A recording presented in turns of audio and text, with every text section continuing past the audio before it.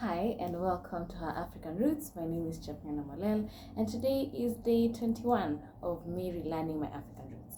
So today I'm exploring this part 2 of birth. Is it part 2? Part 3. We did birth, naming. So today we're going to explore twins, infanticide, and barren women. We'll give a content warning. Is it called that? Content warning, I think.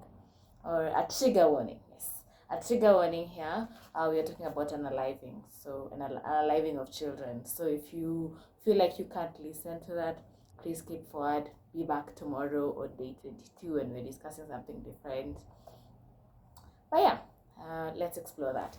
So for the Kalenjin, for twins, they believe that if a woman had twins, or essentially if she had multiple births, whether twins or more than twins, she was unlucky. She was so unlucky, in fact, that they deemed her unclean for the rest of her life. And since she was unclean, she couldn't enter a cow's kraal anymore, like where they kept their cows and livestock. She couldn't enter that anymore. She had to be given her own cow, so she had to have meals on her own, and her milk and her blood could only come from that one cow that she had.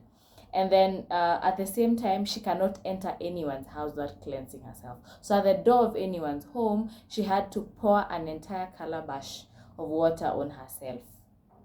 Yeah, so that was their belief around twins. For twins also, their naming was a little different. The twin who came out first was named Simotwa, and which essentially translates to twin.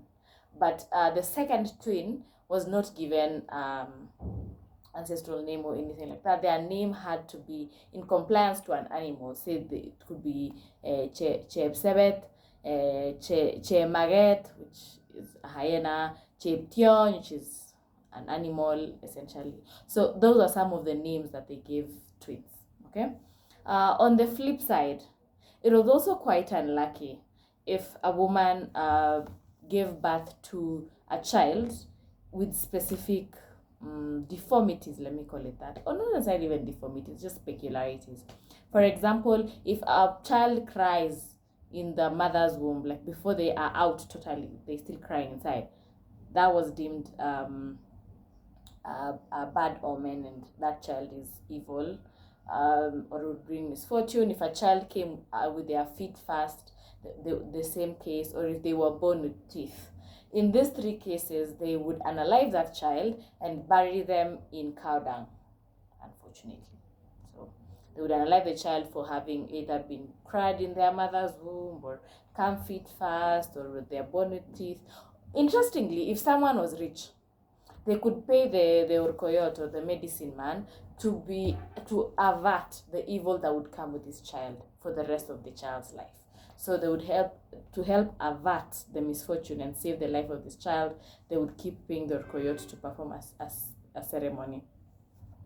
At the same time, there were other children who were unalived, children who were born blind or with other major physical deformities, or if they were born from illegitimate mothers. That means that the mothers were not married yet. They were also unalived, unfortunately. Okay, now let's move on from that. That's a very sad story. And I'm still sad about that because anyhow, we say we didn't know better. On the other end, there is barren women. If a woman was barren, most of the usual setup would be, because obviously polygamy, we'll talk about marriage in the future, but with the Kalenjin, if a woman was barren, there were a few steps that would be taken. First, her husband would give her some of her stepchildren to look after and to raise, because obviously most of them would have a lot of children, so they should be given other children to take care of. At the same time, she was allowed to attend the men's circumcision. Again, we'll come back to some circumcision later. She was allowed to go to the men's circumcision and even stay for the second part, which was forbidden for women to be at. But since she was childless, she was allowed to be part of the second part of the circumcision ceremony that was mostly men, and that was only men. And it was believed that her being a part of this process would result in her having being pregnant after the circumcision process is over. At the same time, she would visit the medicine man or coyote regularly, and he would give her an amulet to help increase fertility, I guess. And also, she would stay over at his place for some time and stay closeted with him. I don't know what they were doing. Maybe they were praying. I have no idea. But anyway, if she died before she gave birth to any children, that is, if a woman who's childless dies, her husband or his sons, like his heirs, could go back to her family and demand their dowry back. So if you were considered barren, this makes me question a lot of things, but if someone was considered barren, their dowry had to be given back. I'll go investigate what they did with men, but I'm guessing that was swept under the table. Anyway, thank you very much for being with me today, exploring a little about what the third section of birth looked like, what happened when people had twins, what happened when people had peculiar births, and what happened with barren women.